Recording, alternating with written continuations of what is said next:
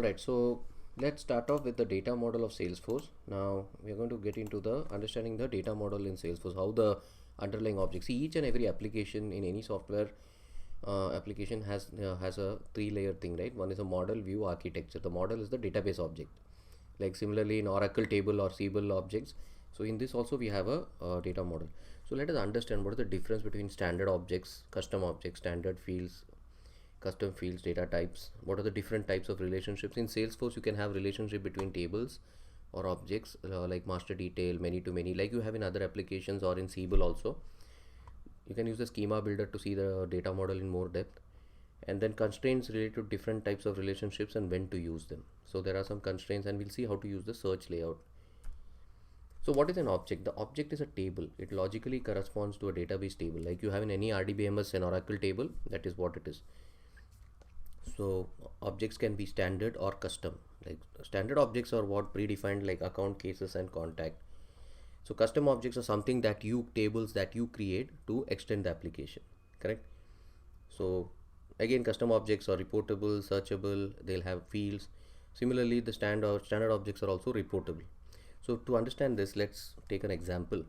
As I told you, like earlier when we went through the application, just a minute. Yeah, when we went through the application tabs, we said that cases.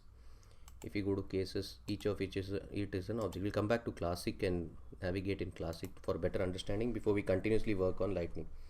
So let's take the case of cases. Okay, so this is a standard object. So when you create new, so if I go and see the object, it will have a name, right? Yeah, it will have a name. So let's take a look here at the fields. Or I'll see the case object. Yeah, so now let's to understand this is basically a table. So let us understand these are the fields of that.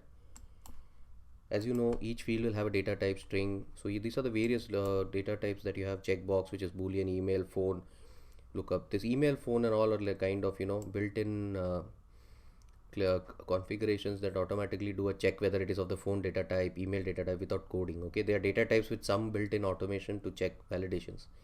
So you have date, time. So we look at all the. So before that, let's look at a quick look at the table.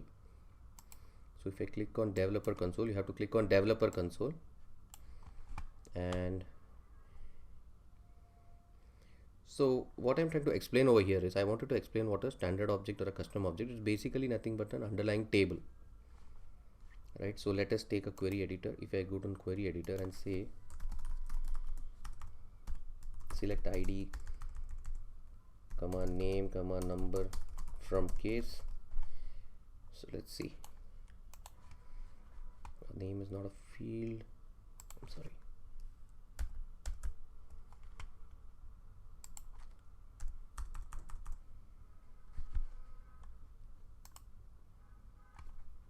Sorry, I think it's case number.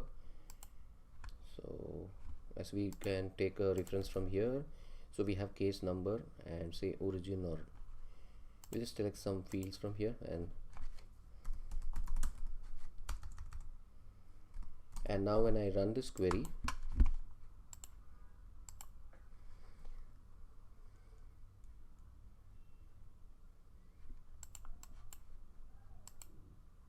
yeah, I get the data. So what I wanted to actually show you is these are the columns that you are seeing over here, right?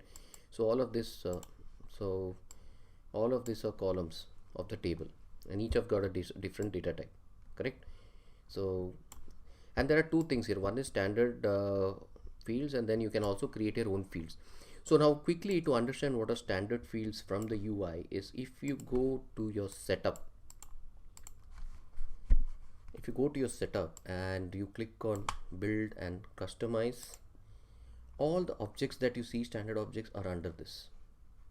Okay, like say case, contacts, so all the standard objects that you see under customize, build and customize are standard objects, and any standard objects and any custom object that you want to create will be under create and objects. Okay, I have number of custom objects created here. In your case, you will not see any unless we create one. So this is the two different places. One is the Under create objects, you will see the custom objects, and the first one you will see standard objects. Okay, so please practice this, browse this, and then we can proceed.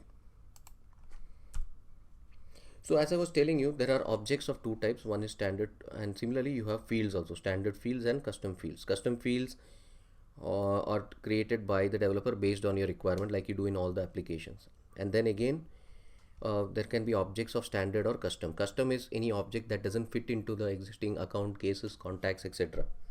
Right? So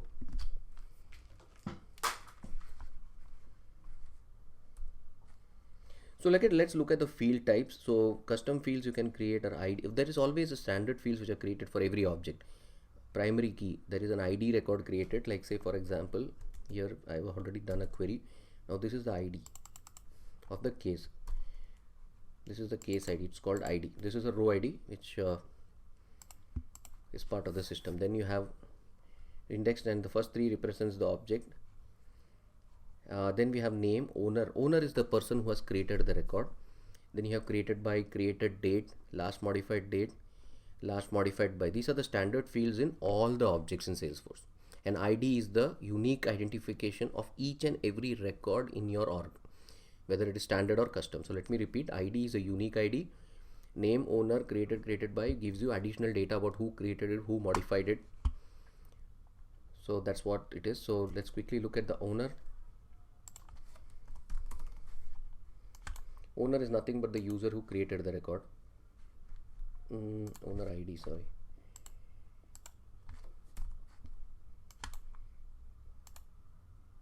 Yeah, it will always be the owner ID. And one more thing, as I told you, like in the slide we saw, it was telling that the first three digits are a prefix. So let us understand this. Now if you take any ID and copy it to your URL and append it, it will take you to that particular record. You'll navigate to that record. And as I told you, the first three parts of it are the case object. So if I say 500, it's going to take me to the cases tab. 500 will take me to the cases tab. Now if I take accounts and select one record, 001 will take me to the accounts tab. So each of these objects has got its own prefix.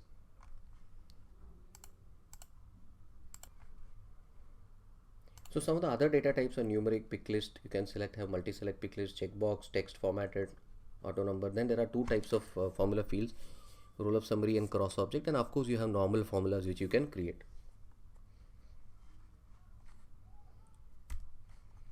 So let's get into a little more detailed explanation of this. The name is an internal reference. Any custom object that you create or custom field that you create will have _C added to it.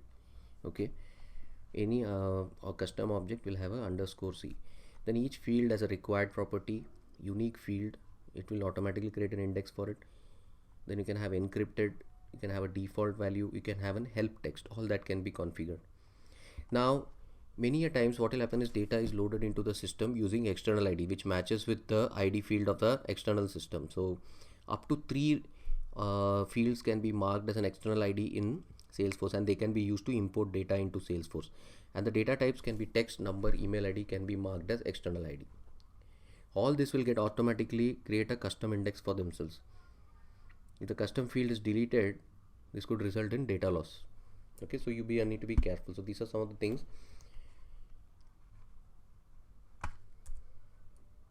So this is a summary of the data type of the fields. Here you have number, currency, present, date, time, and then you can pick list, checkbox. Then you can make it formatted, text and calculation, and then you also have geolocation nowadays added to it.